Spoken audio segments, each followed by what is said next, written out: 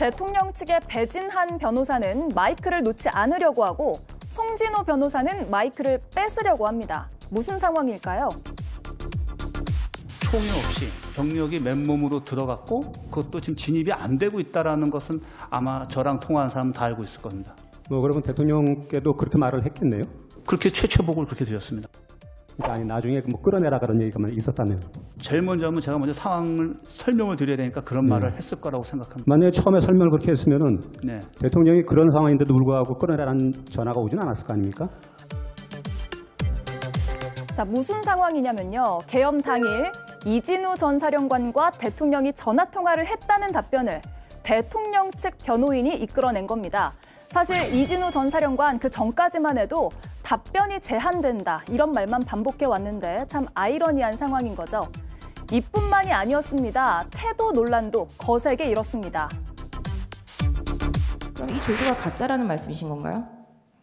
허위로 작성된 건가요? 지금 갑자기 뭘 하나 띄워놓으시고 갑자기 이렇게 물어보시면 저도 이해하는데 좀 시간이 걸리지 않겠습니까? 그러니까 좀 앞뒤를 설명해 주시면서 질문해 주셨으면 좋겠습니다. 제 질문이 어렵나요? 예, 아무래도 글자 그대로 읽었습니다.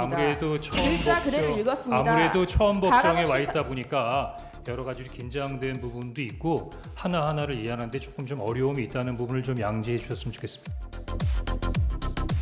대통령 측 변호인의 거친 언사에 결국 이런 말까지 나왔습니다.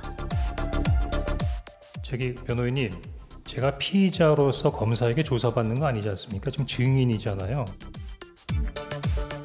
같은 팀에 해를 끼치는 걸 팀킬이라고 하는데요. 팀킬을 일삼는 변호인을 보는 대통령 속도 답답할 것 같습니다. 예, 이어서 하나만 더 들어보겠습니다. 김계리 변호사와 홍장원 전 차장의 질의응답 장면인데 공작금 유용 의혹을 김계리 변호사가 언급했거든요. 들어보겠습니다.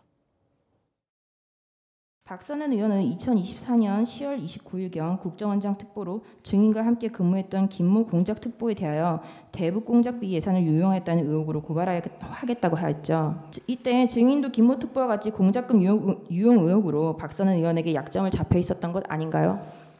잘 얘기해 주셨습니다. 지금 그 한간에 제가 대북 공작금 띄어먹었다고 난리인데 그 새빨간 거짓말입니다. 제가 만약에 100억 넘는 대북 공작금을 띄어먹었거나 홍콩의 호화 빌라를 가지고 있거나 제가 해외를 담당하는 차장이기 때문에 해외 거점 운영하는 부분에 대해 돈을 모아서 위에다가 상납했다는 부분의 얘기까지 증인 묻지 않은 보수 유튜버들이 얘기하고 있는데 만약에 제가 그랬다면 검찰총장까지 하신 우리 대통령님께서 저를 국정원에 2년 반씩이나 두셨겠습니까? 자, 대통령 대리인의 여러 질문들, 태도 이런 것도 보는 시각에 따라서 굉장히 문제가 있다, 아니다 의견이 분분할 것 같습니다. 이긴 의원님? 사실 박선원 의원이 이제 국정원 1차장 이전에 기조실장일 때 이 대북 공작금 의혹에 대해서 감사관을 2번이나 보내고 내부 조사를 하고 내부 감찰까지 해가지고 깨끗하게 정리가 된 사안입니다. 예. 그때 박선원 의원은 당적을 당연히 가지고 있지 않았고 정치적 편향성을 제기할 수 없는 때였죠. 근데 그걸 가지고 그 과거 이력을 찾아서 지금 보수 유튜버들과 보수 지지층 내지는 국민의힘 지지층들이 이걸 가지고 공격을 하고 있는 거거든요.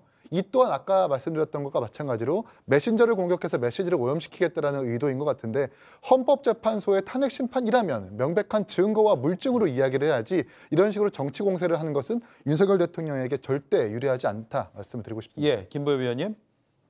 예, 국정원은 국가정보원이잖아요. 국가를 위한 정보기관입니다. 그런데 지금 윤석열 쪽에서 홍 차장을 공격하는 건 당신은 왜 당신을 임명한 사람을 위해서 일하지 않느냐, 정권 보위부 일을 하지 않느냐 이렇게 얘기를 하는 겁니다.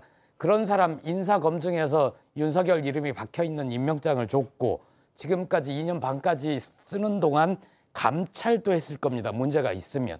아무것도 밝혀내지 못하고 이제 와서 저런 얘기를 하는 거 윤석열 얼굴에 침 뱉깁니다.